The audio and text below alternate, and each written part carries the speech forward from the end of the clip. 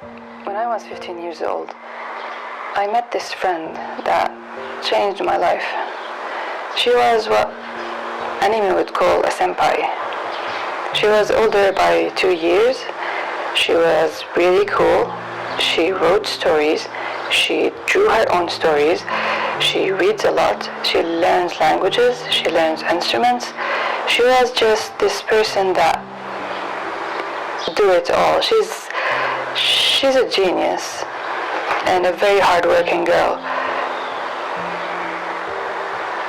Up until I met her, I never knew what anime or manga is. I never thought about creating my own characters. I thought that it's a thing that someone allows you. I don't know. I always thought that anime characters and stories just exist. Just like humans, just like nature, just like animals. You don't really think about it. Maybe I thought that God created them. I don't know. I never thought that it's not that I thought about it and I realized that it wasn't allowed, but it kind of feels, looking back, that this is how I thought about it. Like, can I actually create my own characters and my own stories? Up until I was 15, I always drew and wrote, but I was rewriting and redrawing already existing stories that I watched as anime, and I didn't know the term. I was doing fan art and fan fiction without even knowing the terms. I was very late in joining the internet sphere. So when I met her and she told me, why don't you create your own stories, and she was creating them, and I was asking her, like, can I actually do that? And she's like, yeah, who's stopping you? She just opened the door for me, a door that is now my life. So I can't thank God enough for her, for crossing paths with me. She always said that I'm like a little sister to her. She never had younger siblings. She was the youngest. And she enjoyed me being this little sister of her who looks up to her. And I would ask her things about writing, about drawing. She doesn't always have the answers, but we always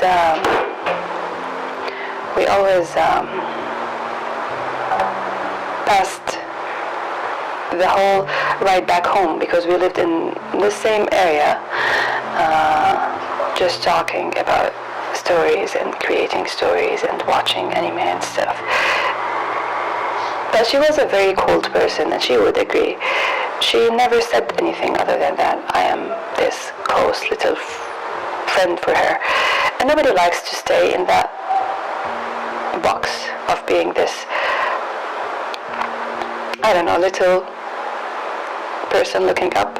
You can appreciate people and never forget what they do to you, teachers, elderly people, but that doesn't mean that you need to be pigeonholed into a certain role around them forever.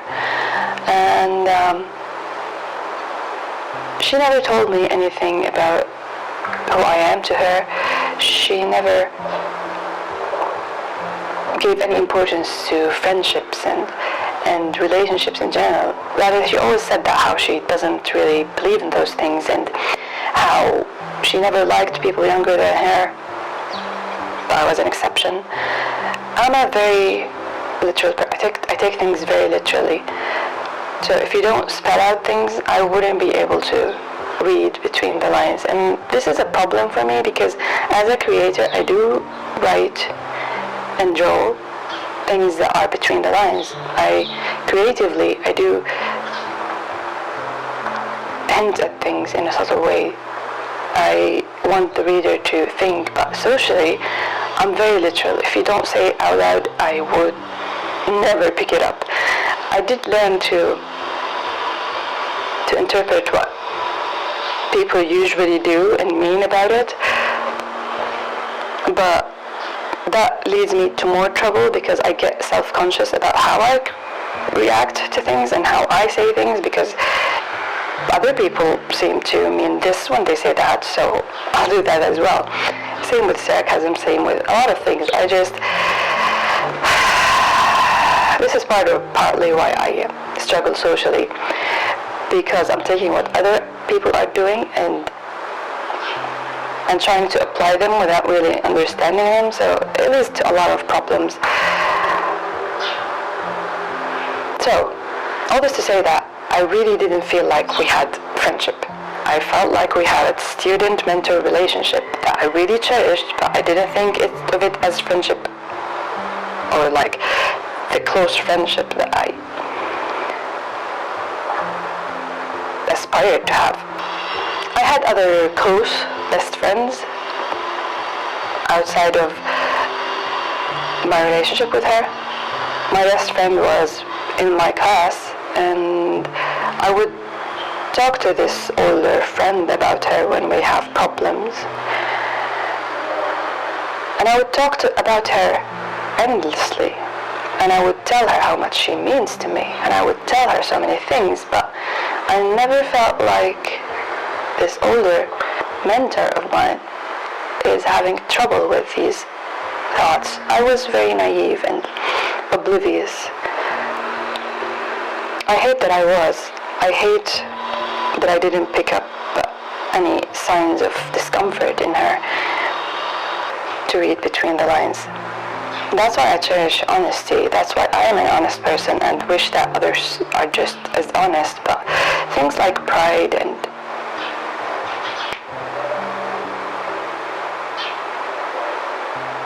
self-image and persona always get in the way. Nobody wants to say that they're hurt. I would say that I was hurt, no matter how lame the thing is. But I recently learned that I should stop doing that. Everybody is taking what they want crystal clear from me, while I get nothing back, and then I'm blamed for it. I'm not here to self-pity or say how I feel. I'm moving stuff from one studio to another, and I came across a lot of things, and this is one of the things that filled with nostalgia. This is the first story I actually written and never finished. I was always interested in creating regardless of how anything looks. So I would just do what I want, and I still do that to a fault at times. So I remember that I went to multiple shops to find a good notebook to write the story on, as if this is gonna be the final thing that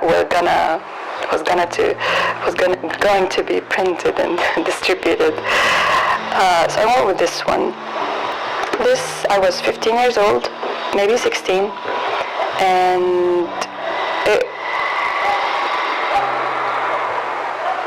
it's still strange to revisit it. So this was the cover. It's called Zuhur Shita, Winter Flowers.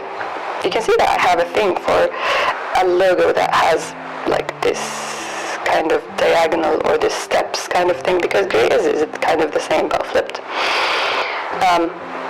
Yes, I am very influenced by Toriyama. I hope I didn't remember the name wrong. Dragon Ball Z. I was watching that with this older friend of mine. The story was in a cowboy-like setting, because I was a big fan of Dr. Quinn, the TV show. So I was very much influenced. There was a story about this young police cowboy that picks up this little girl from a burning orphanage, and how this bowl of innocence changed his life, because he faced a lot of hardships and is very edgy and tsundere. This is the main villain,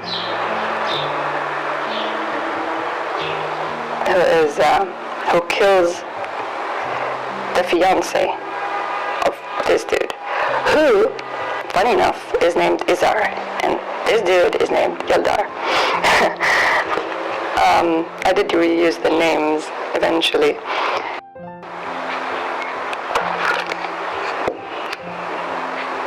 Now this is the big problem of this whole story, and I'll get back to it after I say a few things about the story. This was a dedication for my best friend in class. I used to have another story about school, boys and girls, that I never wrote.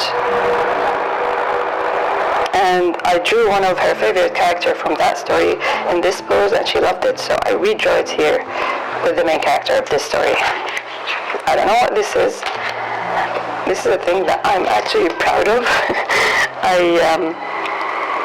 This is the synopsis, and this is a monologue or a thing that this guy is telling this little girl because she changed his life. And I drew this drawing, and then, because I used to see digital art, but I never knew do digital art, and I was kind of afraid of computers. I almost had a phobia from using a computer. Funny. So, I see that people do this transparent thing and put text on it, so I redrew this. I traced this here, decided not to line it, and then used soft colors so I can be a background. So I was doing the work of a computer. Yeah. And then it starts. I started writing. I decided that I want to do a background underlay behind the text. But a friend of mine in the bus too, not that older friend, one that is younger than me, told me that it probably distracts from the story. People will appreciate the art and not look at the actual text, so not do it maybe. And I took her word for it, and I stopped. And I wrote a lot. I was shocked when I went through it how much I wrote, the dedication. I hate writing. I actually hate writing because it's so the energy to put all this on paper, the back pain, I don't know. I always hated to write. You know how this is the worst thing, right? The last three lines, because your hand is hovering or just sitting, especially when there's, like this side, there's more pages here.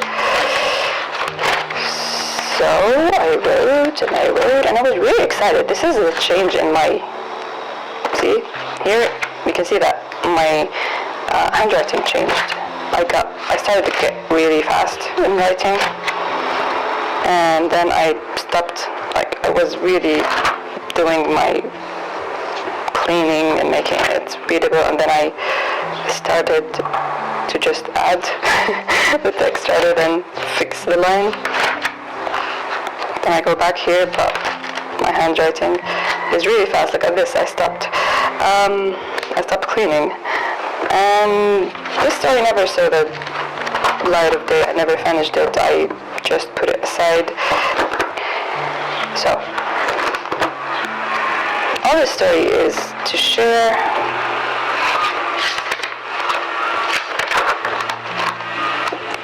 how this page ruined this universe for me, and how I never went back to this story, and why I decided to never let anybody near any universe I create, because I love creating universes, and I like to share them to others, to put them out there for others and share them with others. I like to talk about them at length with close people, and I like to address messages and ideas that I think will make people feel better through my stories. This is the main goal of mine. So anytime anything to the opposite of my goal in life happens, it just breaks me to the point that I just lose any interest in the universe. When I wrote this dedication, I was very, I wrote the first chapter or something, maybe I wrote 3 or 4, and I wanted this older friend of mine, my senpai, to read my work, because she's the one that opened this door for me, and I can thank nobody but her for it. But she took the notebook and returned the other day with this very straight, serious, gloomy face. It turns out that this dedication hurt her because she thought that I would dedicate the story for her. But I didn't feel like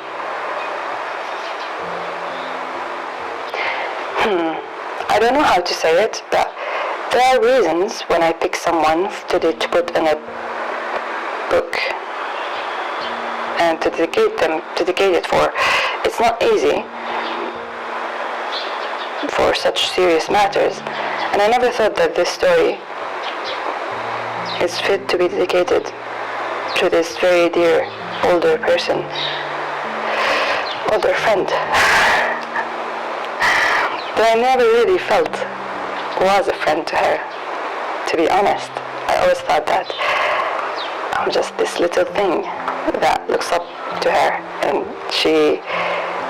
I'm very lucky if she finds any time to talk to me or take me seriously.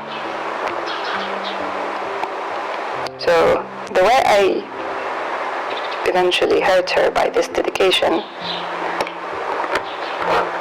it took me a long time to get over it and get back to creating.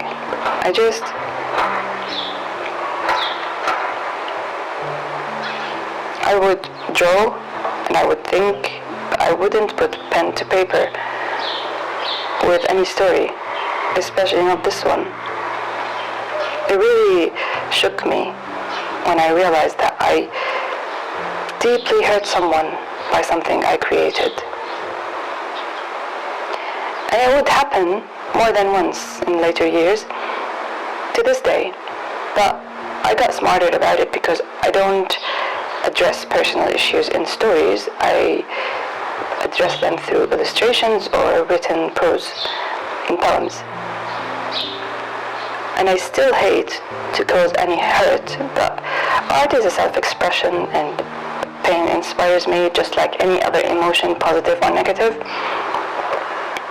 But if I share something that hurts another person and that person comes to tell me, I would just delete that little thing that I created from existence, and no matter how good it is, I wouldn't look back to it any day with an eye of admiration for a technique or a line or a pose or whatever it is. It would just stick to my memory as this thing that was created out of pain and caused pain. And these things are bound to happen.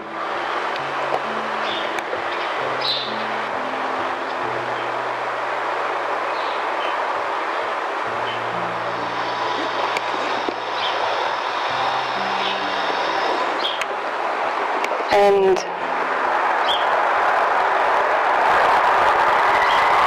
I just feel like when I cause someone great negative experience through something that I created with my own hands, even when I'm justified to do so because they hurt me and I had to put it out there because talking to them isn't doing anything anymore. So I have to express and put it out there. I have to get it out of my system so I can move on. Even when I do that, if I end up hurting them, whatever it is I created will always be tainted with these negative emotion that I will just put it in a box, and I would feel very it will still be a painful memory that I can't bring back.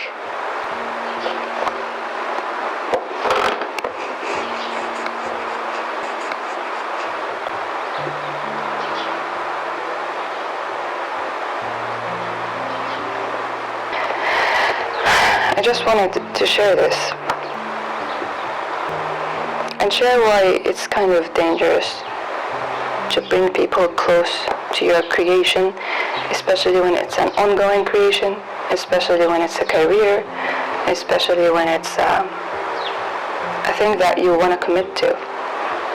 The closer people get to it, the more painful. If you are anything like me, the more painful it will be to separate the two and continue doing what you love.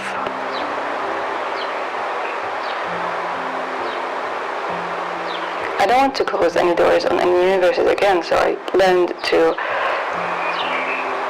express my feelings from my personal life in other ways than putting them in a story. But sometimes even that doesn't help. And sometimes you realize that other people don't think like you. If they create something and it ends up hurting you, they wouldn't feel about it the way you do. And I have to learn and accept that people are different. It's funny for a person in my age and with the way I write and the story themes that I write about, have yet to learn that. But I guess that's living. You continue to learn things. You forget what you learned and you try to learn it again. Yeah. I hope this is not too depressing. I really just found this book and I felt like I want to talk about it. If my older friend who opened the door to this, to basically my whole career and my whole life, is here for some reason, I can never thank you enough. And I can never apologize enough for the way I hurt you. I seriously didn't pick up that I meant anything to you. I always thought that I was just bothering you. And even when I expressed that, I didn't feel like you had any answer to remove my doubts about how you see me.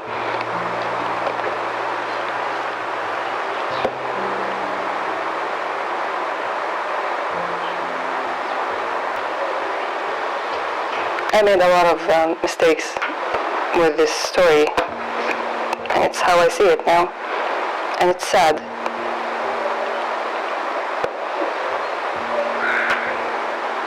But that's life.